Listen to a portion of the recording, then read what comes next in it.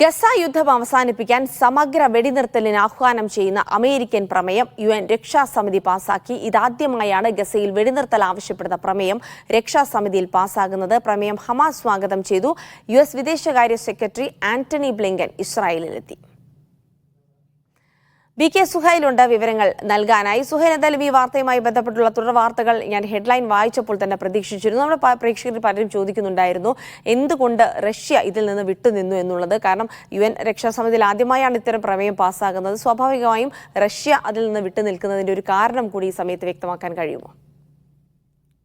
ജിൽസി, കഴിഞ്ഞ 9 മാസത്തിനിടെ ഗസ യുദ്ധം അവസാനിപ്പിക്കുന്നതുമായി ബന്ധപ്പെട്ടുകൊണ്ട് പലതരത്തിലുള്ള പ്രമേയങ്ങൾ UN സെക്യൂരിറ്റി കൗൺസിലിൽ അവതരിപ്പിക്കപ്പെട്ടിരുന്നു.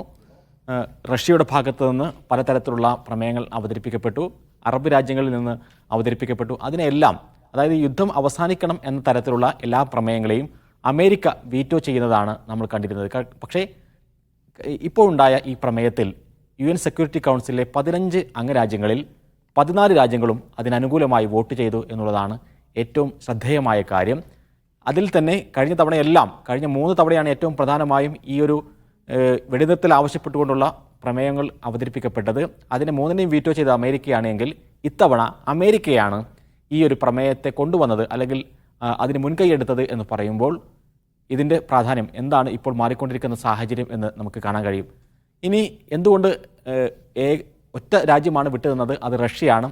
റഷ്യ പറയുന്നത്, റഷ്യയുടെ പ്രതിനിധി UN സെക്യൂരിറ്റി കൗൺസിലിൽ കഴിഞ്ഞ വോട്ടെടുപ്പിനിടെ പറയുകയുണ്ടായി, ഗസയിൽ വെടിനിർത്തലിന് എതിരായതുകൊണ്ടല്ല ഈ പ്രമേയത്തിൽ നിന്ന് ഞങ്ങൾ വിട്ടുനിൽക്കുന്നത്, മറിച്ച് അമേരിക്കയുടെയും ഇസ്രായേലിൻ്റെയും താല്പര്യങ്ങൾ ഇതിലുണ്ടാകരുത്, അതിന് ഞങ്ങളുടെ കൈപ്പൊക്കുന്ന സാഹചര്യം ഉണ്ടാകരുത് എന്നുള്ളതുകൊണ്ട് മാത്രമാണ് ഇതിൽ നിന്ന് വിട്ടുനിൽക്കുന്നത് എന്ന് പറയുകയുണ്ടായി. അപ്പോഴും എതിർത്ത് വോട്ട് ചെയ്യാനോ അല്ലെങ്കിൽ അതിനെ വീറ്റോ ചെയ്യാനോ റഷ്യ തയ്യാറായില്ല എന്നുള്ളതും ശ്രദ്ധേയമായ കാര്യമാണ്.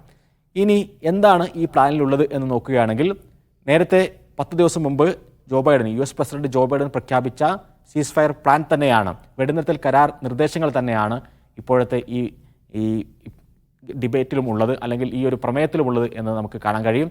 6 ആഴ്ച ആദ്യത്തെ ഒരു പ്രാഥമികമായിട്ടുള്ള വെടിനിർത്തൽ. അപ്പോൾ ഇരുവിഭാഗവും ബന്ദികളെയും തടവുകാരെയും കൈമാറും.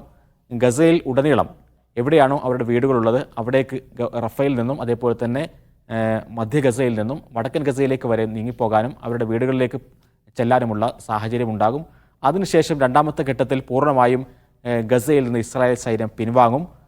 3ാം ഘട്ടത്തിൽ ഗസയുടെ പുനർനിർമ്മാണം. ഇതടക്കമുള്ള നേരത്തെ 10 ദിവസം മുമ്പ് ബൈഡൻ പ്രഖ്യാപിച്ച അതേ നിർദ്ദേശങ്ങൾ തന്നെയാണ് ഇപ്പോഴത്തെ ഈ പ്രമേയത്തിലുമുള്ളത്.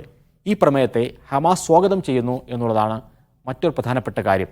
അതായത് വെടിനിർത്തലിന് സന്നദ്ധമാണ് എന്ന് ഹമാസ് പ്രഖ്യാപിക്കുകയാണ്.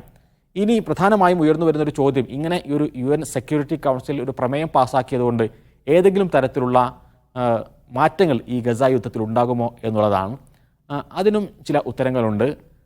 വെറുമൊരു പ്രമേയം കൊണ്ട് മാത്രം ഗസയിൽ വെടിനിർത്തൽ സാധ്യമാകണമെന്നില്ല. പക്ഷേ ഇതിന് മുൻകൈ എടുക്കുന്നത് അമേരിക്കയാണ് എന്നുള്ളതുകൊണ്ട് അമേരിക്കയുടെ വലിയ സമ്മർദ്ദം ഇസ്രായേലിനുമേൽ ഉണ്ട് എന്ന് തന്നെയാണ് നമ്മൾ മനസ്സിലാക്കുന്നത്. ആന്റണി ബ്ലിങ്കൻ US സ്റ്റേറ്റ് സെക്രട്ടറിയാണ്. അദ്ദേഹം ഇപ്പോൾ ഇസ്രായേലിലാണുള്ളത്. അദ്ദേഹം മറ്റു രാജ്യങ്ങൾ കൂടി സന്ദർശിക്കുന്നുണ്ട്, പശ്ചിമേഷ്യൻ രാജ്യങ്ങൾ കൂടി സന്ദർശിക്കുന്നുണ്ട്.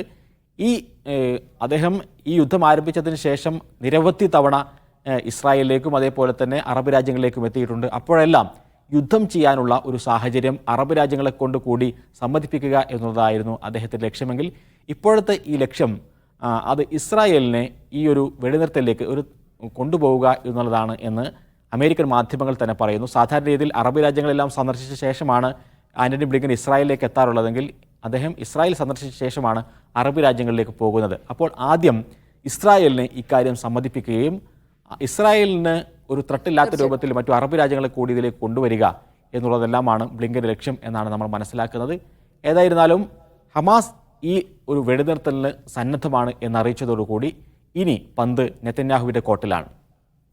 തീർച്ചയായും ഇനിയിപ്പോൾ നെതന്യാഹു ഏത് രീതിയിലുള്ള തീരുമാനം എടുക്കുന്നു എന്നതിനെ ആശ്രയിച്ചു തന്നെയായിരിക്കും മറ്റു കാര്യങ്ങൾ എന്നുള്ളതാണ്. എന്തായാലും UN രക്ഷാസമിതിയിൽ പ്രമേയം പാസ്സാക്കിയിരിക്കുന്നു, റഷ്യ അതിൽ നിന്ന് വിട്ടുനിന്നിരിക്കുന്നു തുടങ്ങിയ വാർത്തകളൊക്കെയാണ് BK സുഹൈൽ ഇന്റർനാഷണൽ ഡെസ്കിൽ നിന്ന് നൽകിയത്.